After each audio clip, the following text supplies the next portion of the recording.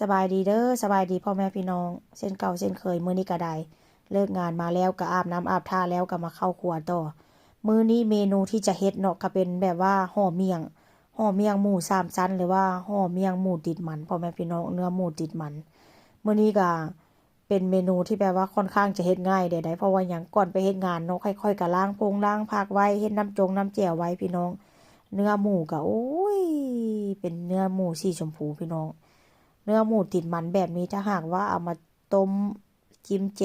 แจ่วเนาะแล้วหรือว่าเอาไปเฮ็ดแบบว่าหมูกระทงหมูกระทะหรือว่าเอาไปหมกใส่หน่อไม้อย่างซี้นะพี่น้องก็ค่อนข้างจะแซ่บแต่ส่วนหลายเนาะงั้นค่อยนี้ก็โดนๆก็สิกินแบบว่ากินต้มเทื่อนึงเพราะว่าอย่างส่วนหลายค่อยก็จะซื้อมาแล้วก็เอาไปเฮ็ดปิ้งหมูว่าซั่นซะเนาะเพราะว่าถ้าหากว่าปิ้งหมูมันค่อนข้างจะแซ่บแล้วก็จะฉ่ำกว่าว่าซั่นซะเนาะ เพราะว่ามันมีค่อนข้างมีเนื้อหมูติดมันอ้าวหลายหั้นนะมีเนื้อติดมันอ้าวหลายว่าเช่นซะแต่ว่ามื้อนี้ก็คืออยากโดนเติบแล้วบ่ได้กินห่อเมี่ยงพี่น้องแต่ว่าก็สิบ่ได้ถ่ายวิดีโอดอกเนาะเวลากินก็ได้เพราะว่า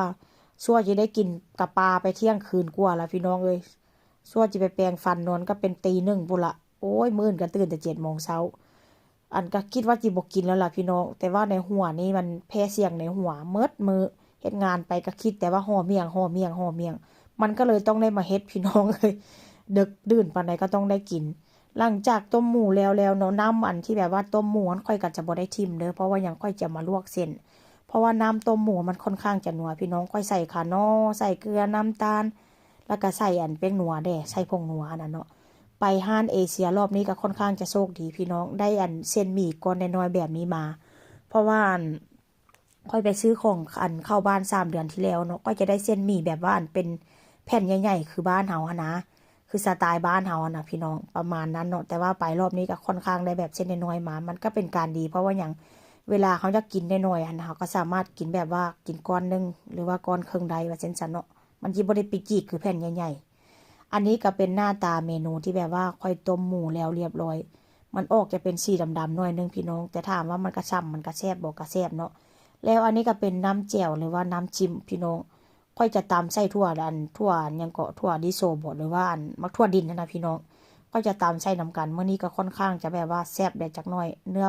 เส้นหมี่นี่ก็ค่อนข้างจะนุ่มจะเหนียวก็ถือว่าแซ่บว่าเส้นซาเนาะผักนี่ก็ค่อนข้างจะงามพี่น้องก็ถือว่าไปซื้อมาแบบสดๆเลยก็จะมีสะระแหน่หรือว่าหอมลาบแล้วก็หอมปลอมเนาะ คนทางประเทศไทยกับประเทศลาวบางบ่อนก็ฮ้องบ่คือกันเด้อแล้วก็มีกะหล่ำนี่ก็ได้มาจากสดๆจากสวนพี่น้องก็ถือว่า